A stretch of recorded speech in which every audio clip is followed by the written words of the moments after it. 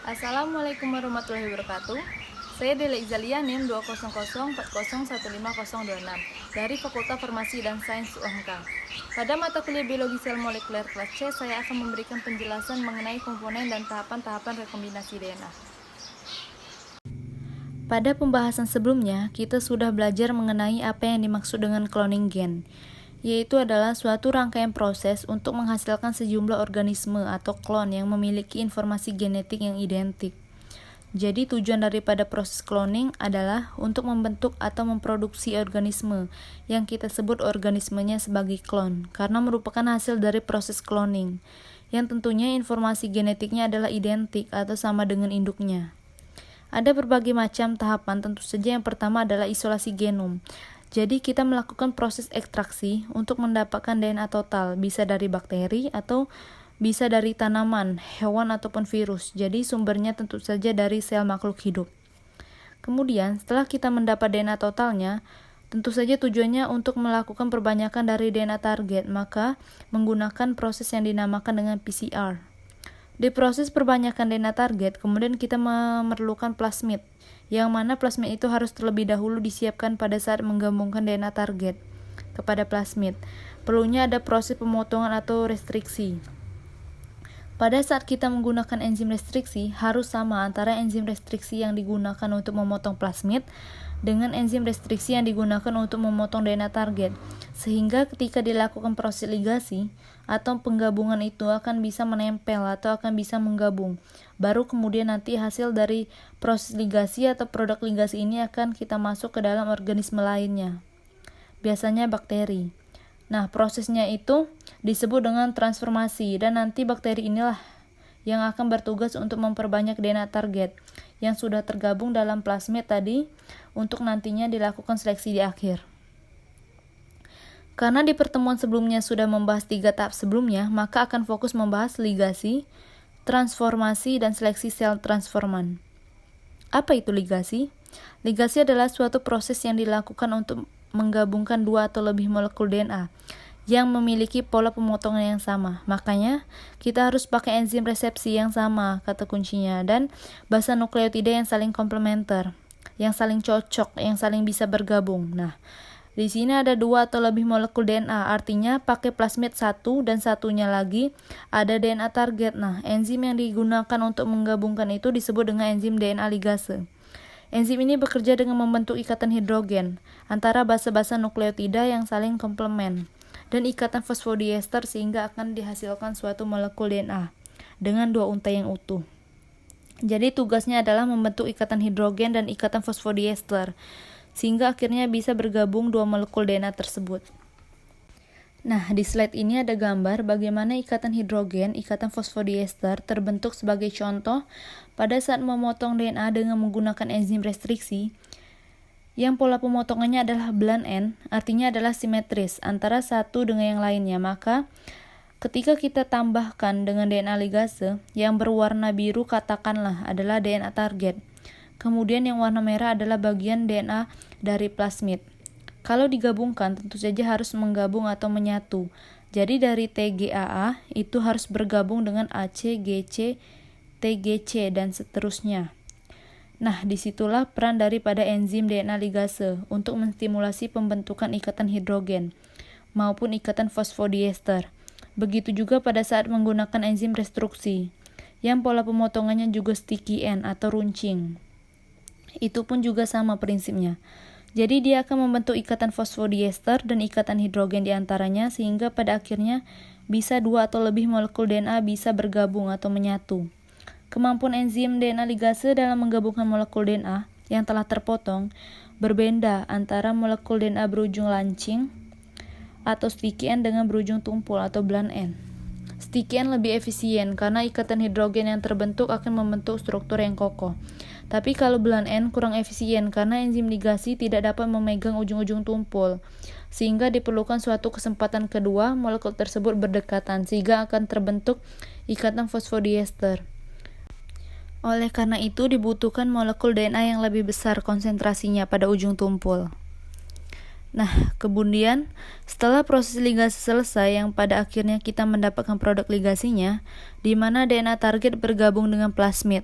Tahapan berikutnya adalah melakukan proses transformasi, yaitu proses pemaparan atau memasukkan produk ligasi kepada sel inang yang dapat terjadi secara alami.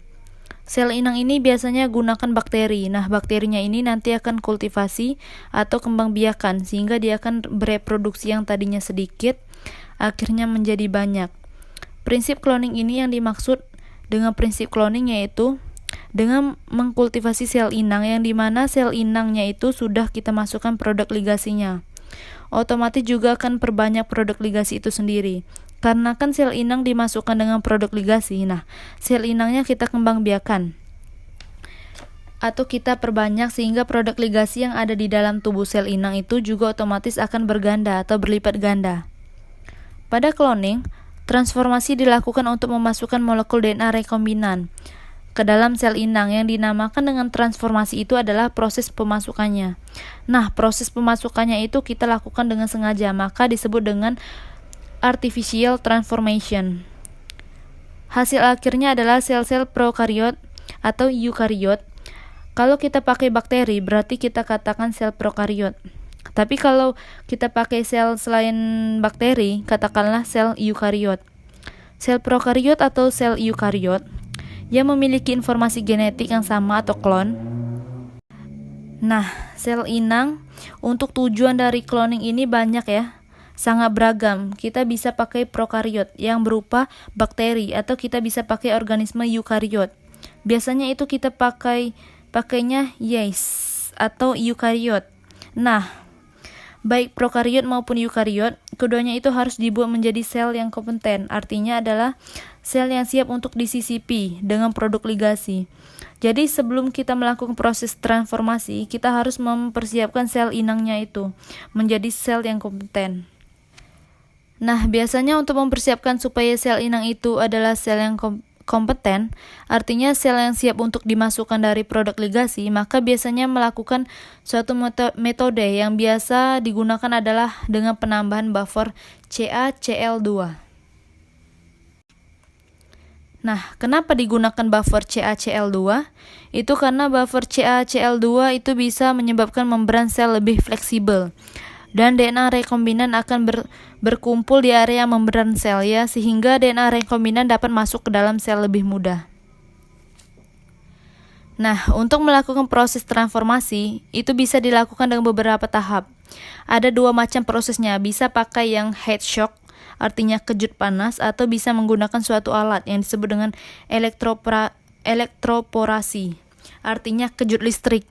Kalau pakai metode kejut panas, itu adalah metode memasukkan DNA rekombinan dengan menggunakan perubahan temperatur yang sangat cepat. Atau juga bisa pakai suatu alat yang mana alat itu disebut dengan alat elektroporator.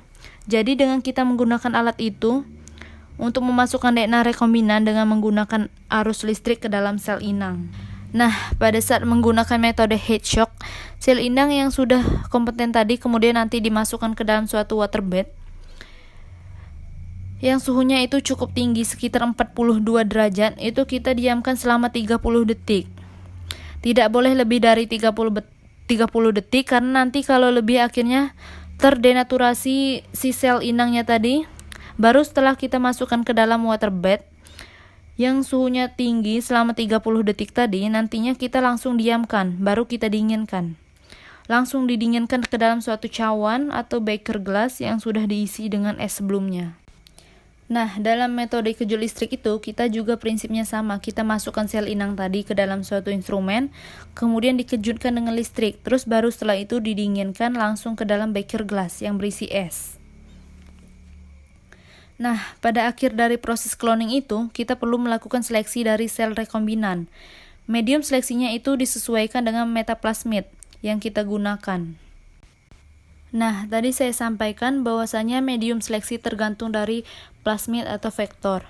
Kemudian, kita juga bisa menggunakan gen selektif. Selain gen resistensi antibiotik, kita bisa pakai gen selektif untuk perbedaan warna koloni. Kita bisa membedakan warna koloni biru putih.